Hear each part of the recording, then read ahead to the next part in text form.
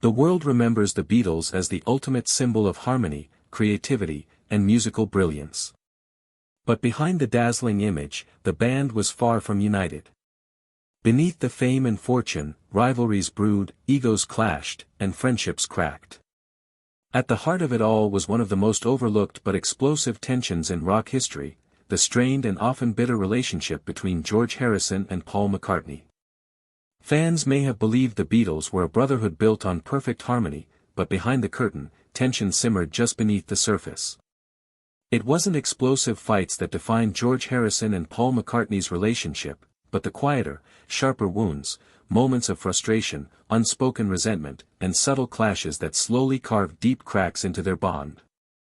And years later, George finally broke his silence, revealing the real reason behind his long-standing tension with Paul, a revelation so raw it stunned the music world and reshaped how people saw the Beatles' legacy. George Harrison's story is one of resilience, depth, and a restless search for meaning. Born on February 25, 1943, in Liverpool, England, he grew up in a modest working-class family. Yet, from those humble beginnings, he discovered a passion for music that would carry him far beyond the streets of Liverpool, transforming him into not only a Beatle, but a voice of spiritual truth and quiet rebellion within the greatest band the world has ever known. His love for the guitar set him apart at an early age, and by his teenage years, he had gained a reputation among his peers for his talent and dedication to mastering the instrument. That skill would prove life-changing when he joined forces with John Lennon and Paul McCartney in the early 1960s, becoming the lead guitarist of a band that would soon transform popular music forever. Harrison may have been the youngest member of the Beatles, but his influence within the group grew steadily as he honed his craft and developed his own voice. By the mid-1960s, Harrison began exploring musical styles beyond the traditional rock and roll foundation of the Beatles. Between 1965 and 1969, he introduced Indian music to the band's sound, a bold move that would help reshape not only their direction, but also the soundscape of Western popular music. His studies with the sitar, especially under the mentorship of the iconic Ravi Shankar, greatly enhanced his musical skills and broadened the artistic scope of the group. The songs he created during this time are among the Beatles' most legendary. While My Guitar Gently Weeps highlighted his lyrical sophistication and his talent for merging emotion with striking guitar work, Here Comes the Sun infused warmth and positivity, quickly becoming one of the band's most cherished songs.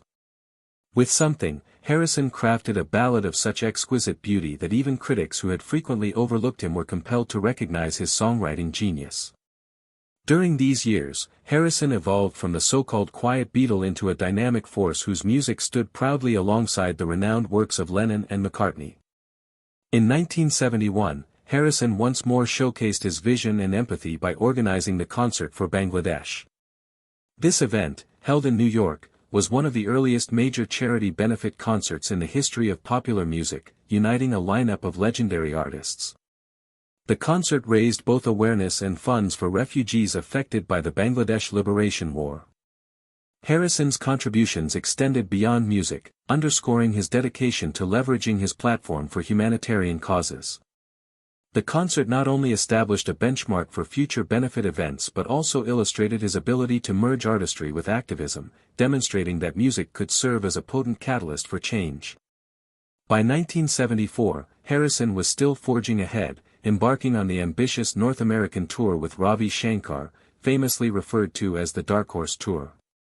This tour embodied his resolve to share his passion for Indian music with a wider audience, fusing Eastern and Western traditions in a manner that few mainstream rock musicians had ever attempted. Although the tour received mixed reviews due to Harrison's strained vocals and the unconventional style of the performances, it nonetheless represented a pivotal chapter in his career. George Harrison had always been a risk-taker, an artist unafraid to break from the mold, and the 1980s proved no different. In 1988, he stunned the music world with Cloud 9, an album that marked his triumphant return to the spotlight. Its standout single, Got My Mind Set on You, wasn't just a hit, it was a cultural wave that reintroduced Harrison to an entirely new generation of fans. Critics hailed the record for its crisp, modern sound, while audiences embraced it as proof that Harrison's artistry wasn't stuck in the past. He wasn't clinging to nostalgia, he was proving that his music could evolve and thrive no matter how much the industry changed.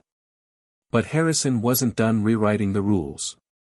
By the late 1980s, he joined forces with legends Bob Dylan, Roy Orbison, Tom Petty, and Jeff Lynne to form one of the most unexpected and celebrated supergroups in history, the Traveling Wilburys. Together, they created music that was playful, soulful, and brimming with joy, reminding the world what could happen when true equals come together. For Harrison, it was more than collaboration, it was rejuvenation. The Wilburys allowed him to rediscover the pure fun of making music, free from pressure and ego. At the same time, Harrison embraced the monumental Beatles anthology project, revisiting the legacy of the band that had first made him a star. Yet through it all, he proved that George Harrison wasn't just the quiet Beatle, he was a force who could adapt, innovate, and leave his mark on every chapter of music history. Through interviews, recordings, and personal reflections, Harrison played a vital role in preserving the Beatles' narrative, sharing his unique viewpoint on their journey, and ensuring that future generations grasped the significance of their music.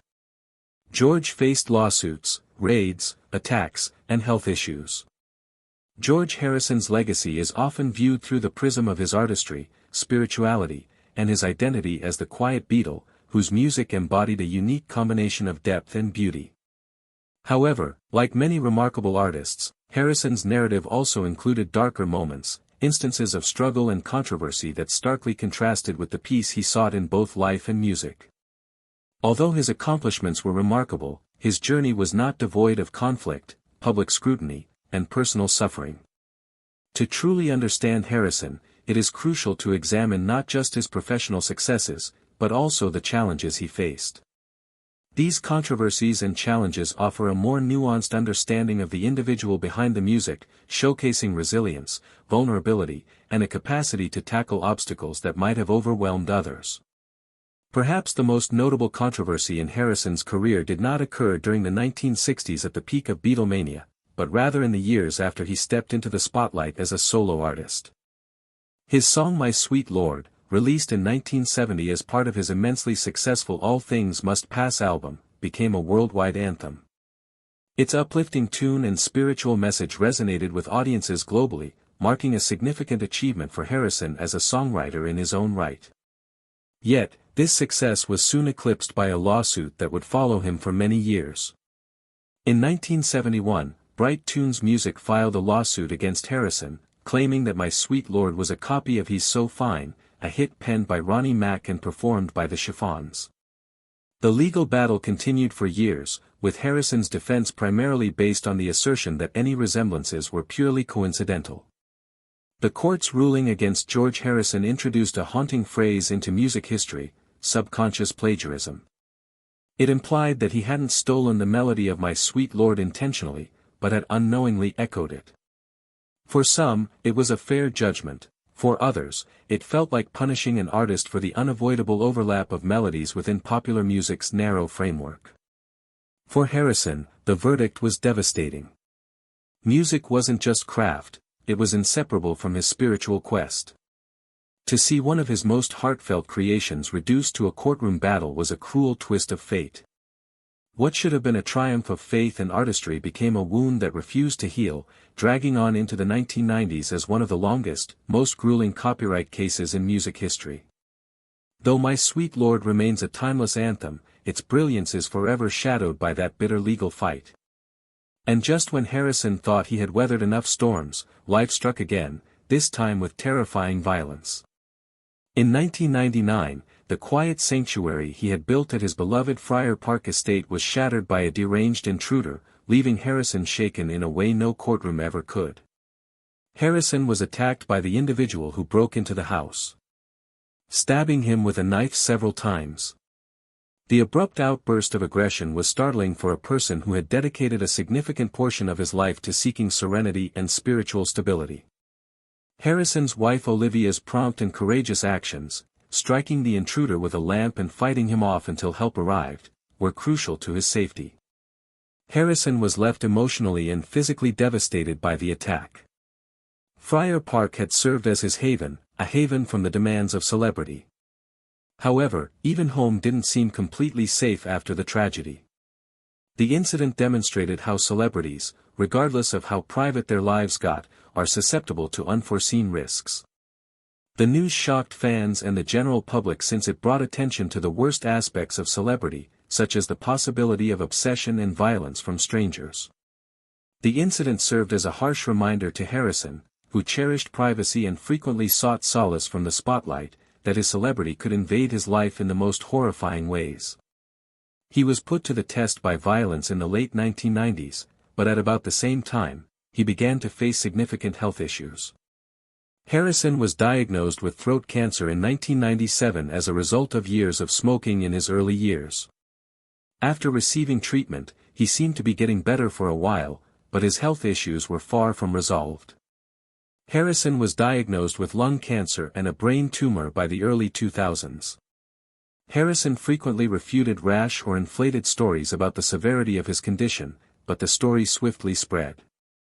Even the most admired people's frailties were exposed during these latter years of disease. Harrison's fragility was revealed to fans who had previously viewed him as the epitome of spiritual serenity.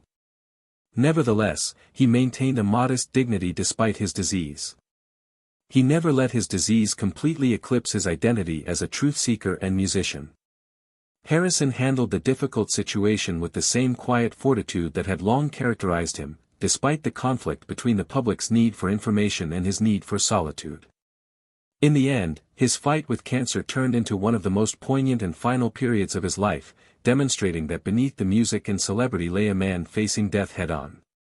However, Harrison had previously been embroiled in scandal while still associated with the Beatles long before these difficulties. Police conducted what was formally referred to as a narcotics search at his house in 1969. Harrison was charged with marijuana possession after authorities said they had discovered hashish on the home. However, concerns over the legitimacy of the raid were raised right after. There were rumors that the narcotics might have been put to try to get him involved. Despite the lack of conclusive evidence, the dispute captured the suspicion that pervaded rock artists in the late 1960s, when law enforcement regularly targeted counterculture personalities. Quarryman to Now and Then Legacy by Paul McCartney. Paul McCartney was born in Liverpool, England, on June 18, 1942, marking the beginning of his journey. He was raised in a working-class household and fell in love with music at a young age, a love that would later influence his entire life and career. Paul's father supported his musical abilities, which gave him the tools and self-assurance to start writing songs and performing at an early age. His early musical orientation was greatly influenced by Liverpool, with its diverse range of cultural influences. McCartney's initial efforts toward becoming a worldwide icon would take root in this setting. The meeting of John Lennon, who was performing with his skiffle group the Quarrymen, at a local fair on July 6, 1957, marked a significant turning point for McCartney. The history of music would be altered by this encounter. McCartney joined the group shortly after impressing Lennon with his guitar prowess and musical understanding. The foundation for the Beatles was laid by Lennon and McCartney's collaboration, which turned into one of the most important songwriting partnerships of the 20th century. They create the stage for an unmatched musical adventure by challenging and balancing each other. Early in the 1960s, the Beatles became well known. However, as the decade went on, the group started to have creative and personal conflicts. Paul McCartney formally announced his departure from the Beatles on April 10, 1970, as a result of these issues. His announcement, which stunned fans all across the world, essentially cemented the band's dissolution. The choice was both challenging and freeing for McCartney. It allowed him to explore new avenues as a solo artist and brought an end to one of the most revolutionary periods in music history. McCartney started his solo career as soon as he left the Beatles. His first solo album, McCartney, which demonstrated his range as a performer and was a very personal endeavor, was released in 1970. Ram, which Paul and his wife, Linda McCartney, formed in 1971, came next. The two albums demonstrated that McCartney could succeed independent of the band that had shaped him and signaled the start of his post-Beatles identity. In order to continue creating music while sharing the stage with his spouse, McCartney and Linda soon founded the band Wings, fusing artistry and family. McCartney kept moving on with Wings and other endeavors during the 1970s and early 1980s. His position in popular music was further cemented by the band's streak of singles and chart-topping triumph. McCartney's compositions from this era also demonstrated his capacity to change with the times and modify his approach without sacrificing the melodic mastery that had always characterized his songs. His steady output over these years showed his commitment to his art and his capacity to manage both his celebrity and his home life with Linda and their kids. As the 1980s turned into the 1990s, McCartney began concentrating more on solo endeavors and partnerships. He collaborated with a variety of musicians, which broadened his taste in music and introduced him to new listeners. He also participated in the Beatles anthology project around this time, which was a significant milestone that gave him the chance to re-establish a connection with his history while telling the Beatles' story to a younger audience. The anthology was a commercial and cultural success, allowing McCartney to celebrate his relationship with Ringo Starr, George Harrison, and Lennon while also serving as a reminder of the group's lasting influence. McCartney's career lasted well into the 21st century, proving his durability in a field that is always changing. He put out few noteworthy solo albums between 2013 and 2020, including McCartney 3 in 2020 and New in 2013.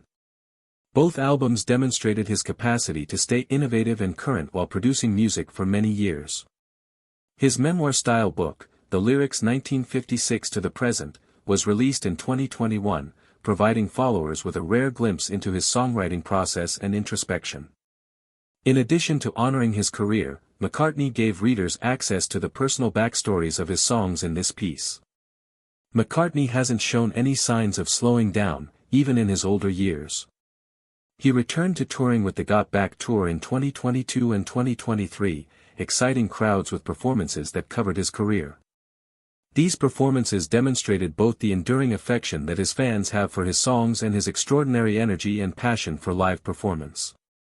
Simultaneously, McCartney took part in one of the most significant events in contemporary Beatles history by working with the band on the song Now and Then, which used archive recordings and contemporary technology to reunite the group. The song's Grammy win for Best Rock Performance highlighted the Beatles' enduring influence and McCartney's contribution to preserving their legacy.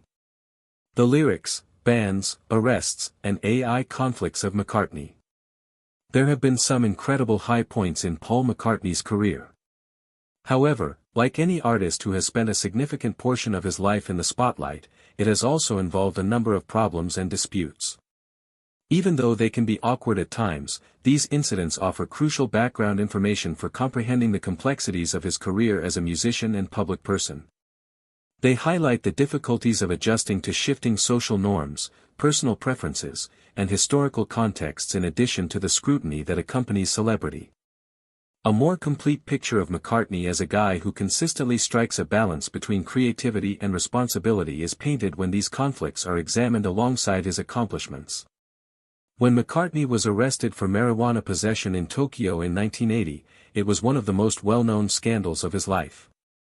He was detained right away after customs officers found the narcotic in his suitcase when he arrived. Fans who were anticipating McCartney's performances were stunned when he was imprisoned in Japan for 9 days. The incident garnered international attention. Many fans who had bought tickets were disappointed when Wings' Japan tour was cancelled due to the arrest, which also had professional repercussions. The incident was humiliating and disruptive for McCartney, and it was one of the most significant legal issues in his otherwise prosperous career. The arrest in Japan has symbolic significance as well. Given Japan's stringent drug laws, many found it odd that a celebrity like McCartney would take such a risk. The incident sparked discussions on musicians' obligations as public figures, with detractors claiming that his actions damaged the innocent persona he had built up, particularly in the years following the Beatles. Others saw it as an indication of attitudes that still existed from the counterculture of the 1960s, when drug use was more publicly publicized. Regardless of how it was seen, the arrest brought to light the conflict between McCartney's personal decisions and his public image. McCartney's 1972 song, Give Ireland Back to the Irish, had caused a different kind of controversy years prior. The song took a strong political stand and was written in reaction to Bloody Sunday, when British troops shot and killed unarmed protesters in Northern Ireland. Its message, which demanded that Northern Ireland be returned to the Irish people, was straightforward and unrepentant. The BBC promptly prohibited the song due to its overtly political content. Regarding McCartney. Nonetheless, the song was a reflection of his anger and his readiness to advocate for causes he supported using his position. The prohibition of its significance was not diminished by the song. Conversely, the censorship increased the track's visibility and affirmed McCartney's status as an artist who isn't scared to voice his opinions, even when doing so causes criticism. This incident also brought up more significant issues regarding the place of musicians in political discourse and whether or not songs should be used as platforms for activism. In McCartney's case, Give Ireland Back to the Irish showed that he was willing to venture into contentious area when he felt obliged to voice his opinions, even if it meant jeopardizing his popularity with the general public. When McCartney released the song, Big Boys Bickering, as a B-side in the 1990s, it sparked controversy once more. The song's use of profanity, which was uncommon and surprising coming from a performer known for his catchy and frequently family-friendly songs, was what caused controversy. Many fans and critics were taken aback by the song's direct language, which sparked conversations on artistic freedom and the limits of lyrical material. The song was McCartney's attempt to make a strong message. The response to Big Boy's arguments mirrored the conflict between McCartney's established persona and his ambition to try new things or approach problems in novel ways, even though it questioned the public's view of him as a generally clean-cut figure. Some viewed the vulgarity as superfluous, while others considered it as a welcome change that demonstrated McCartney's freedom from expectations even decades into his career. Even when the song itself is less important than the response it elicits, the issue demonstrated how audiences frequently hold artists to specific standards and how defying those expectations may lead to conflict. In addition to particular songs, McCartney has come under fire for his thoughts about his previous language. Later in life, he freely admitted that he occasionally used racially derogatory expressions in his childhood, which were part of the prevailing lexicon at the time. By confronting the matter head-on, McCartney did not justify his acts but rather presented them as a reflection of the ignorance of the time.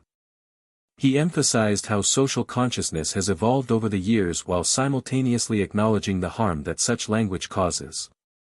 McCartney's confessions positioned her inside the larger discourse of cultural change and accountability. He shown a readiness to grow and own up to his mistakes by facing his history head-on, which struck a chord with many who respected his candor. However, it also served as a reminder to the world that even well-known people can be influenced by the prejudices of their era. His thoughts were incorporated into the broader discussion of how society faces its history and how people might transcend antiquated beliefs. McCartney has been involved in discussions concerning contemporary technology and how it affects artists in more recent years. He expressed concern in 2025 about proposed changes to UK copyright laws that might permit AI businesses to use creative works without paying the original creators. McCartney cautioned that such regulations might undermine artistic expression and jeopardize the means of support for authors, musicians, and other artists. His actions demonstrated his continued support of the rights of people employed in the creative sectors in addition to his function as an artist. Harrison's explanation for his disagreement with McCartney. George Harrison's tenure with the Beatles is renowned for its impact on culture and outstanding music. However, tensions developed behind the scenes, especially between Harrison and Paul McCartney. Harrison frequently felt like the quiet person in the background, fighting to make his voice heard, while Lennon and McCartney's creative collaboration with the band took center stage. His grievances, particularly with McCartney's management style and leadership style, turned into one of the group's most persistent disputes. These conflicts influenced Harrison's sense of self inside one of the most well-known bands in history, in addition to the environment in the studio. After Brian Epstein, the Beatles' manager, passed away in 1967, the problems worsened. McCartney took on a more creative leadership role in the absence of Epstein's stabilizing influence, directing the band's projects and establishing the cadence of their work. This could have appeared to be natural leadership to many, but Harrison only felt more marginalized as a result. By this point, he was already starting to feel resentful of his inferiority to McCartney and Lennon, whose compositions and concepts frequently eclipsed his own. Harrison found the change especially discouraging because he was starting to establish himself as a. Despite being a songwriter and thinker, he was nonetheless viewed as the group's junior member. Harrison's sense of alienation only grew stronger after Sgt. Pepper's Lonely Hearts Club Band was recorded in 1967. Harrison only contributed one song, Within You, Without You, to the album, which is hailed as one of the best ever. In a Moment. While the band was being guided by McCartney's lofty vision into, Harrison said that he was no longer interested in exploring adventurous new area. Being awesome. He had struggled to get 3 of his songs on Revolver just a year prior, which was a turning point in his career as a songwriter. Sargent's decrease back to a single track. Harrison became disillusioned and more opposed to the path McCartney was taking the band in after Pepper felt like a step backward. Harrison was looking for inspiration outside of the Beatles by the late 1960s. There was a welcome sense of camaraderie and teamwork during his time in upstate New York with Bob Dylan and the band's future members. Harrison was impressed by Dylan's circle's unstructured collaboration and open sharing of ideas and contributions. When he returned to London, he believed the Beatles would adopt this egalitarian ethos. Rather, he was once again forced to deal with McCartney's strong will, particularly in regards to composition and arrangement. Harrison was deeply disappointed. The studio chemistry back home was a far cry from the collaborative environment he had experienced in America. The sessions for what would become Let It Be were when the stress peaked. In Graham Thompson's book George Harrison Behind the Locked Door, engineer and producer Glenn Johns, who was originally assigned to oversee the project, subsequently described the environment as extremely uncomfortable. It was quite uncomfortable to watch this start and to be present in the immediate aftermath. John's statements encapsulated the tension that had grown evident among the band members, especially when Harrison's need for independence and respect was weighed against McCartney's domination. Harrison's former wife, Pattie Boyd, also gave an honest account of life at home during those times. She explained that Thompson was quite dissatisfied in an interview she did with him for the same book. He didn't like the Beatles since they were always fighting. They treated one another viciously. Since he had this new spiritual path, that was much more distressing for him. He was shoved to the side like a younger brother. He would be furious when he got home from recording. According to Boyd, the fact that he was in such a terrible situation demonstrated how profoundly Harrison's emotional health was impacted by his disagreement with McCartney and the other Beatles. Boyd could see the crux of the issue. They would put up with each other, but I believe George didn't like Paul's personality in general, she said. Her statement underscored that there was a collision of human dynamics in addition to artistic disputes. I just think they really didn't love each other. Harrison's relationship with McCartney appeared more tense and aloof, characterized by a lack of warmth between the two, whereas Lennon and McCartney maintained a creative bond that carried both tension and affection. Harrison finally left the band during the Let It Be sessions as a result of the tension. His brief absence conveyed a strong message about the toll that his surroundings were having on him. He consented to come back, but only under certain restrictions. The Beatles would relocate to a cozier location after leaving the chilly Twickenham studios. Keyboardist Billy Preston might be added in to ease the dynamic, and McCartney could have to mood his overbearing dispositions. Those concessions allowed the band to retain, however they were best brief answers. Later that same 12 months, Lennon introduced his own departure, signaling the start of the quit for the Beatles. Even after the institution's dissolution, Harrison's remarks revealed the intensity of his discomfort with McCartney. Reflecting later, he quipped, "I could not join a band with Paul McCartney, however it's not anything private." The observation changed into telling. It recommended that whilst Harrison did no longer harbor outright hatred, he recognized that working intently with McCartney again becomes surely untenable. The road underscored how their operating relationship had been defined through tension, despite the fact that Harrison was careful to frame it without malice. Harrison's launch of All Matters Need to Bypass in 1970 became a hanging vindication of his years of feeling overshadowed. The triple album became expansive and formidable, showcasing the intensity of songwriting that had often been stifled within the Beatles.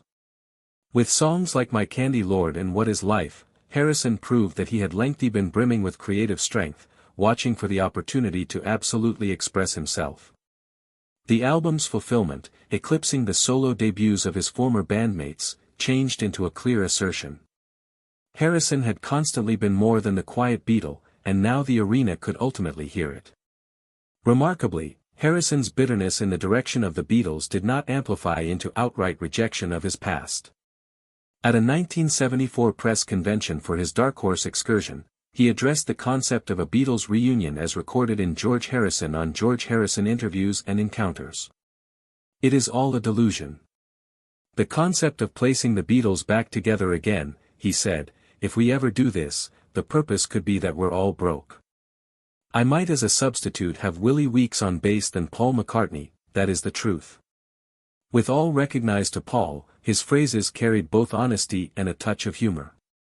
However, in addition, they revealed the lingering reluctance to re-interact with McCartney musically, even years after the band's breakup.